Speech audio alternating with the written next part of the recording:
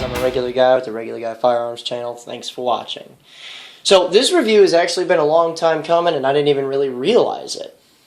I've been running around with XS sights since shortly before I started the channel. A little more than 3 years.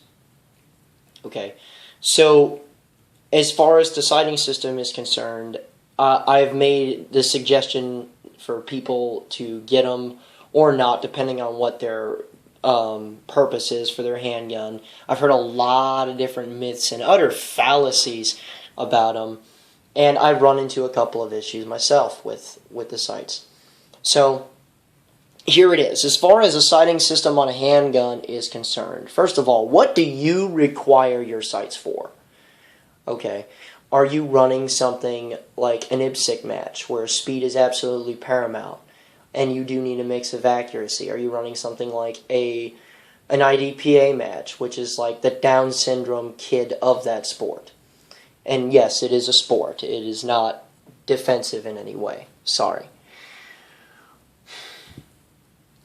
So, as far as a concealed carry gun, which is what I picked this gun up for, I have a short list of absolute requirements for these sights. And the number one thing that I need is that it must be simplistic to use day or night. So the first thing that I did was I got the XS 24/7 series.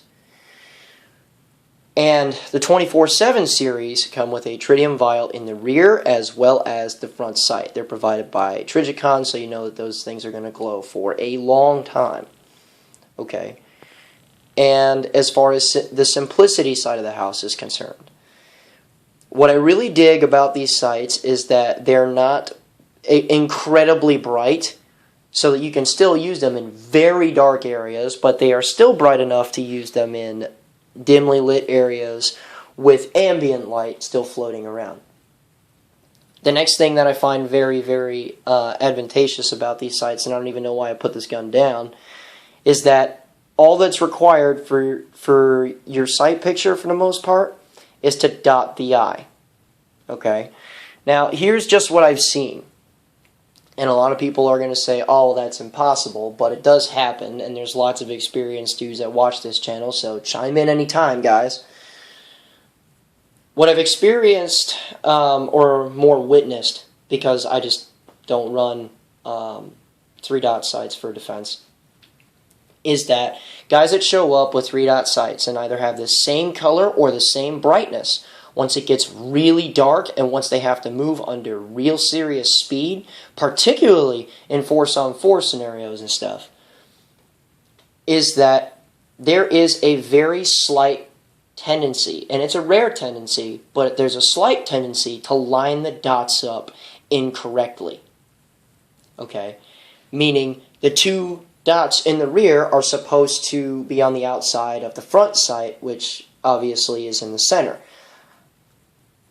I've seen wildly off-target shots based on the fact that they line the sights up incorrectly under speed. So over time, these guys will either just grind through it and focus a lot more, which delays your time, or they'll just change the rear sight either brightness or color entirely so that it helps them out. Well, all you're doing with these is dotting the eye, okay? Which is great to me because you cannot misalign your sights. If you nosedive your front sight too far, your rear sight's in the way and you won't see it. That and your rear sight is a vertical tick versus a dot. So it'll register quickly if you have misaligned anything. And not to say that this isn't the only sighting system that does this well. Heine has their straight 8 system that's out there, and yeah, I know, the Specialist has been on camera a million times, but this is 1,000,001. And what's neat about this particular handgun is that it came with these sights stock, and the rear sight is amber, and the front sight is green. So it isn't the only sighting system in the world that does stuff like that. It just does it really, really well, which is what I'd like to highlight on that. Okay, and that's also pretty much how they work. Dotting the eye is all that's required, and treating the front sight very similar to a red dot on a rifle is pretty much what you need. And what I think is funny about this is that, you know, pick what you want, the standard or the big dots. A lot of people pick the big dots. I personally went with the standard dots, mainly because I managed to pick up guns with big dots on them and with standard dots on them. And what I noticed is that the standard dot, as far as just its width, is very closely resembling to the T1 that I have on my AK or my AR. So I decided to go with the standard dot out of consistency of the size of what I'm trying to focus on, and that's the front sight. But there's a lot of people out there that talk a lot of smack about these sights and say that they're very, very inaccurate. Okay, you guys have seen in the shoot footage me doing a bunch of speed shooting and stuff, me having to hit small targets. Witnesses to dudes that have been with me to pistol classes and stuff, like just as a for instance, I was at Pistolcraft at Valor Ridge, Pistolcraft 1 that is, and there's a certain point in that course where you take a shot on a 10-inch by 10-inch steel human silhouette at 50 yards. Okay, and the object is to give that particular dude one round and have that dude hit that target in one round by just focusing on the front sight and all that jazz, right? Well, if there were an inaccurate, quote-unquote, set of sights, that shot would have been damn near impossible. Okay? Mr. Guns and Gear, who was present at this course, saw me hit that target with one round. Okay, Dougie Fresh, that's been in a billion of my videos and has been to lots of training, also saw me do that. Okay, it also took him 2 rounds to hit it, so I figured I'd just take a jab at him real fast. Doug Castell, who was my resident AK expert for Modern Rifleman, the AK, watched me do this at 100 yards. Okay, so there's a little bit of disparity here, because what I find is that that's utterly false. You can be exceedingly accurate with these sights at extended ranges. Ranges that you would never even really think of to shoot at people in the first place. And there's lots of guys that demand ridiculous accuracy standards out of pistols. Like I had a dude on the Facebook page that was saying, you know, if, you know, he's seen a video where a dude hit an 8-inch wide target at 100 yards, and he's like, let's see how that does with a 6-inch target, da-da-da, and that's dumb, okay? So, if you can hit stuff, if you can hit a man-sized silhouette at 100 and farther than that, these are not inaccurate sights. It's you that needs the training, okay? So, that being said, however, they are awkward to shoot with at first. Okay, I have far more time as far as just growing up, okay, on notch and post type rifles and pistols and stuff like that, because I grew up around guns. So it's awkward at first to just be able to do this competently. Okay. And it's not like the sights themselves had me shooting inaccurately or anything like that. It just feels awkward to use, if that makes any sense. But if you stick with it and everything else, just like anything else you train with, you start getting pretty good with it. Now, where these sights really shine is when you're trying to shoot fast.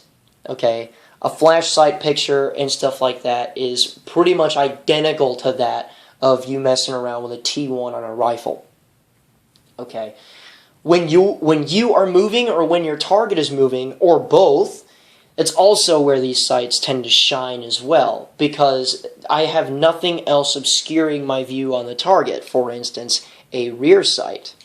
Okay. And something else is that at close ranges and stuff, what's really neat and what was illustrated really well in a lot of different pistol courses is that, let's say that we're trying to shoot the end of this dry erase marker, right?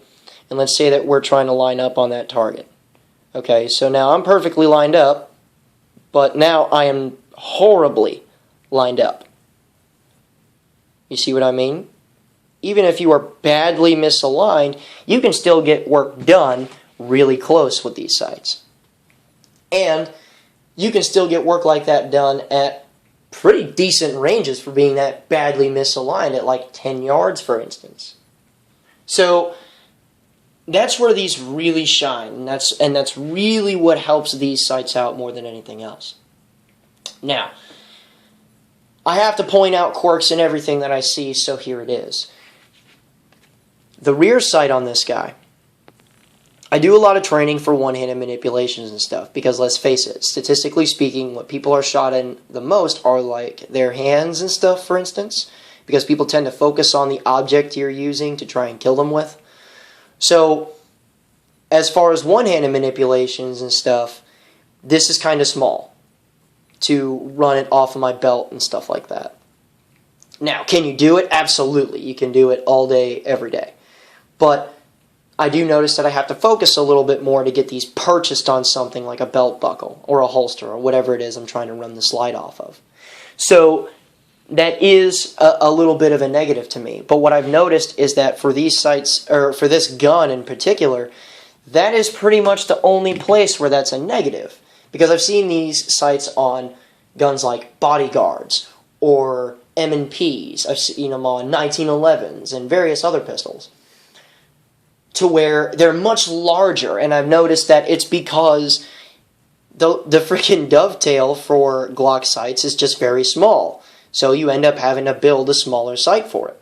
This is just what I find the most common on is Glocks.